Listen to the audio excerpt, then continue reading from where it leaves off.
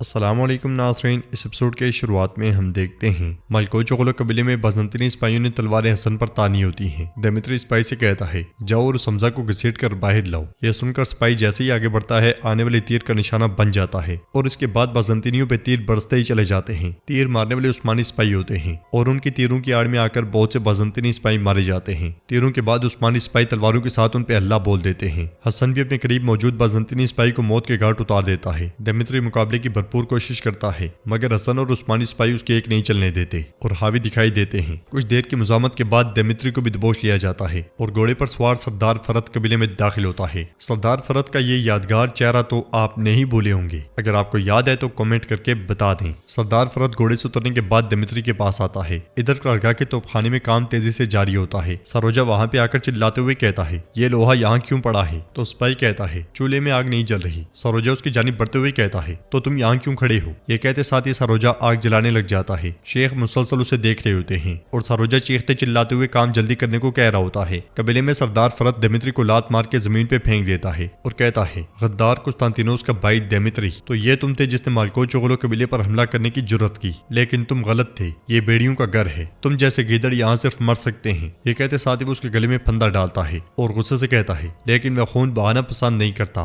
ورنہ میرا لباس گندا ہو جائے گا، پھر خون کے داغ 3 دن تک میرے ہاتھ سے نہیں جائیں گے۔ اس کے علاوہ میں اپنے دشمن کی آنکھوں میں آنکھیں ڈال کر دیکھنا چاہتا ہوں جب وہ مرتا ہے۔ میں دیکھنا چاہتا ہوں کہ میرا دشمن جو آخری چہرہ دیکھے وہ میرا ہو، لیکن تمہارے تحفے کے بغیر سلطان کے پاس نہیں جا سکتے۔ سپاہیوں اس کتے کو پکڑو۔ یہ کہتے ساتھ ہی وہ دمیتری کو لے کر روانہ ہو جاتے ہیں۔ قسطنطنیہ میں جستنیانی نادیہ سے کہتا ہے کیا نطرس نے جو کہا وہ سچ ہے؟ کیا آپ نطرس کے خلاف کھڑی ہوئی اور جھوٹ بولا کیونکہ آپ مجھ سے پیار کرتی ہیں؟ تو نادیہ کہتی ہے یہ جھوٹ نہیں تھا، میں نے سب کچھ خود دیکھا۔ تو جستنیانی کہتا ہے اور تم نے مجھے یہ کہہ کر پھنسایا کہ اینا نے مدد کے لیے پکارا تھا۔ نادیہ کہتی ہے میں جانتی تھی کہ اینا تمہاری کمزوری ہے اور میں غلط نہیں تھی۔ نطرس نے تم دونوں کے درمیان بندھن کو دیکھا ہوگا، اینا نے اسے تمہارے پاس بھیجا ہے اور تم نے اپنی آنکھوں سے دیکھا کہ تمہاری پوچھنے پر وہ کیسے بھاگی تھی۔ جستنیانی کہتا ہے مجھے اس پر یقین نہیں آتا۔ تو نادیہ کہتی ہے پھر اینا نے آ کر مجھے دھمکی کیوں دی؟ جستنیانی پوچھتا ہے کیا تمہیں دھمکی دی؟ ادھر شیخ اسحاق اور علی بے کے ساتھ بیٹھے ہوتے ہیں۔ اسحاق علی بے سے کہتا ہے شاہی توپ یہ دلوں کو پریشان کر رہی ہے علی بے۔ تو علی بے پوچھتے ہیں ہم پھر یہاں کیوں آئے ہیں پاشا؟ یہ چیزیں تو ہوں گی لیکن فکر نہ کرو، دیکھو اب بھی مومن ہر جگہ سے آتے ہیں۔ شیخ کہتے ہیں جہاد ہر مومن کا ظاہری اور باطنی طور پہ بنیادی فرض ہے۔ نئے آنے والے جوان بہت ہنرمند ہیں اور تربیت بہت سخت ہے، اس لیے میں الپرین کے ساتھ لڑنے والا سپاہی وہاں آتا ہے۔ اسحاق اس سے پوچھتا ہے کیا ہوا ہے، کیا کوئی مسئلہ ہے؟ تو سپاہی کہتا ہے ہاں میرے پاشا، لیکن یہ آپ کے بارے میں نہیں ہے، یہ ملکو چغلو علی بے کے بارے میں ہے۔ علی بے پوچھتے ہیں آپ کو میرے ساتھ کیا مسئلہ ہو سکتا ہے؟ تو سپاہی کہتا ہے کیا آپ اپنے بیٹے کو اس لیے چنتے ہیں کہ ہمارے لقب برابر نہیں ہیں؟ ہم سمجھ گئے آپ کا حکم بڑا ہے، آپ نے اسے ایک حکم کے ساتھ رضاکاروں میں ڈال دیا، لیکن آپ کے بیٹے نے ہماری روایات کو پامال کیا، مجھے اس نے سپاہیوں کے سامنے رسوا کیا۔ آپ نے سینکڑوں بہادروں کو تربیت دی لیکن آپ اپنے بیٹے کو نہیں سکھا سکے علی صاحب۔ آپ نے بڑی فوجوں پر حکومت کی لیکن آپ اپنے بیٹے پر حکومت نہیں کر سکے۔ اسحاق غصے میں اسے وہاں سے بھیج دیتا ہے اور علی بے اٹھ کر جانے لگتے ہیں تو شیخ انہیں روکتے ہوئے کہتے ہیں انتظار کرو علی بے، علی صاحب انتظار کریں، جو غصے میں اٹھتا ہے وہ نقصان سے بیٹھتا ہے اور سکون ہو جائیں۔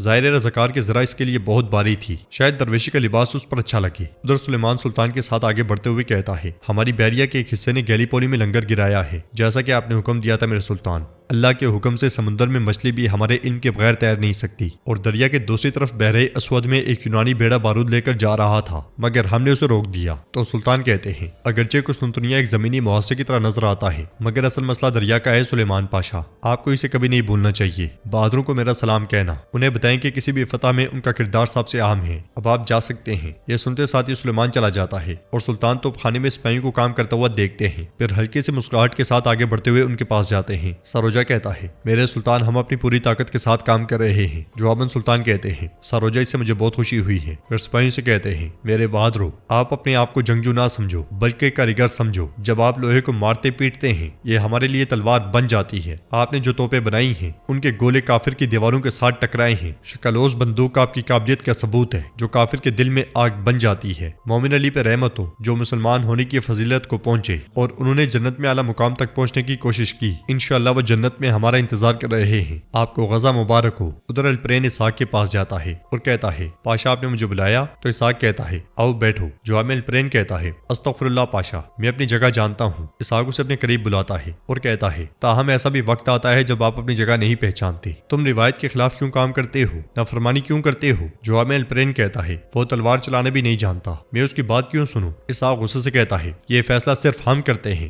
تم کس کو سنو گے اور کس کی بات مانو گے؟ تم ایک مقصد لے کر آئے ہو، اسے برباد مت کرو۔ نافرمانی کرنے والوں کی یہاں کوئی جگہ نہیں۔ تم 40 حرکات کے مستحق ہو جلا وطنی کے بعد، تاہم تم خوش قسمت ہو کہ تمہیں معاف کر دیا گیا ہے۔ لگتا ہے غزہ کی ذرا تمہارے لیے بہت باری ہے، تو اس لیے اب سے تم درویشی کا لباس پہنو گے اور جو کچھ اک شمس الدین کہتے ہیں وہ کرو۔ الپرین کہتا ہے پاشا مجھے درویشی کا کیا پتا؟ تو اسحاق کہتا ہے الپرین یہ تمہارے لیے آخری موقع ہے، اگر شیخ افندی نے بھی تمہارے لیے اپنا دروازہ بند کر دیا تو تم اس فتح کا حصہ نہیں بنو گے، پھر تم جس گاؤں سے آئے ہو وہاں لوٹ جاؤ گے اور قبروں کی حفاظت کرو گے، اب جاؤ۔ یہ سنتے ساتھ ہی الپرین چلا جاتا ہے۔ ادھر زگنوس پاشا سلطان سے کہتے ہیں میرے سلطان بھائی رومیلیا سے ہمارے 2 اکنجی نمائندے آئے ہیں، وہ انتظار کر رہے ہیں، آپ انہیں اندر آنے کی اجازت دیں۔ اجازت ملنے پر وہ دونوں اندر داخل ہوتے ہیں اور زگنوس پاشا مزید کہتے ہیں یہ خفیہ مہم پر تھے میخائیل اوغلو محمد صاحب ہنگری سے اور دوسرے ترحان اوغلو سے جو موریا کے حملوں سے واپس آئے تھے علی صاحب۔ یہ سن کر سلطان کہتے ہیں ہمیں رومیلیا کے لیے ایک ایماندار کا انتخاب کرنا ہے دستیاب امیدواروں سے، یقیناً اس کا فیصلہ ہم مل کر مشاورت سے کریں گے۔ تو جاندالی ایک دم سے کہتا ہے ہمارے سلطان کی اجازت سے میں سوچتا ہوں کہ کیا ہمیں فرد صاحب کا انتظار نہیں کرنا چاہیے؟ سلطان پوچھتے ہیں کیا سب کو بلایا گیا تھا؟ کیا فرد صاحب آ گئے؟ نہیں نا،